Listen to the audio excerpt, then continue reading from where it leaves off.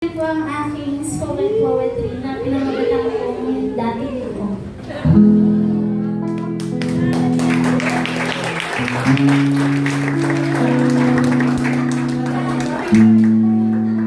Nandito ako. Tahimik na nakaupo sa dating upuan ko. Nandito pa rin naman ako pero ang puso ko'y ang layo sa'yo. Nandito pa rin naman ako sumasabay sa mga kanta pero wala na ang dating saya. Nandito pa rin naman ako pero nakikinig ng iyong mga salita pero wala na ang iyong presensya.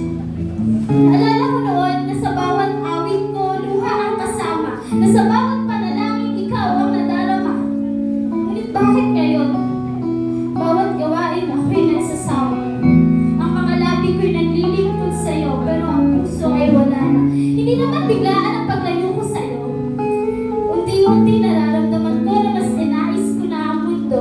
Isang mamayana hanggang sa naging wag na, hanggang sa ang presensya mo ay tila hindi ko na hinahanap-hanap pa. Nandito pa rin naman ako, pero paano na lang akong isang tayo sa relasyon na dati kong tinatawag na tahanan at kanluman ko? Sino nga ba ako?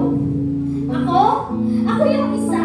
Yung dahan-dahang lumayo kahit alam ko yung totoo. Yung akala ko na kaya ka na wala ka, pero hindi pala, hindi ko kaya. Dahil ang akala ko na kapag lumayo ako ay lalayo ka na rin. Na sa dami ng maskarapat dapat ako yung lilimutin. Hahayaan na lang takayin ang aking isang pangalang hindi na muling hahanapin. Pero hindi.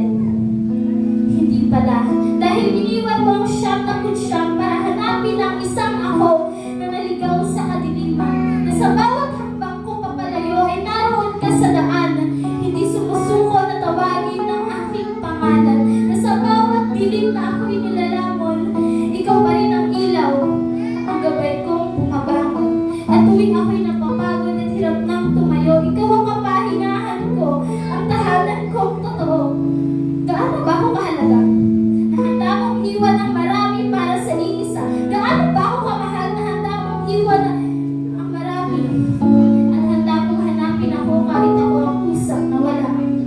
At doon ko nang pagtanto. Nang pag-iig nasa simbahan ay hindi ibig sabihin na nasa piling mo na ako. Na sa bawat pagtaas ng kamay ay hindi katumbas ng pusong sumusuko. Na sa bawat mamayana ay mas lalo kitang inilalayo. Pero higit para lang natutunan ko na kahit ako'y lumayo ay nandito ka pa rin sa tabi ko. Na kahit isa lang ako sa siyam na putsyam na buo, pinili mo pa rin akong hanapin kahit ako ang ligaw ng tuka mo. Kaya heto ako, perfecto pero totoo. Hindi na lang basta nakaupo kundi lalapit sa presensya mo.